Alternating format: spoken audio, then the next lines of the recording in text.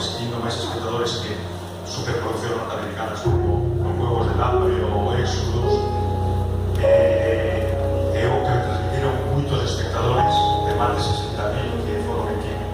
Galicia o cine, era salían emocionados, pero salían unha cousa que me emocionou é que salían orgullosos.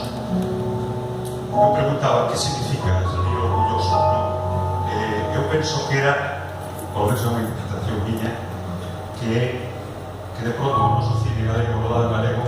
pode estar nos cines comerciais competindo con as demais cinematografías do mundo. O sea que os galegos e galegas podemos estar contando as nosas historias non só para nós, sino para que nos coñezan, para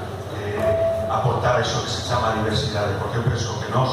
temos unha forma de ser, un idioma, unha cultura, ni mellor ni peor, pero creo que temos esa forma que temos nós de entender a vida, pode ser unha riqueza dar a coñecer a outros países. Eso para mí é fundamental no cine, e é fundamental que o noso país hagamos cine e que podamos contar as nosas historias. E agora, o que teño que dicir é que hoxe ainda sigue a nosa película nos cines en Madrid, Cataluña, País Vasco, en versión original, con os títulos en galego. De alguna forma,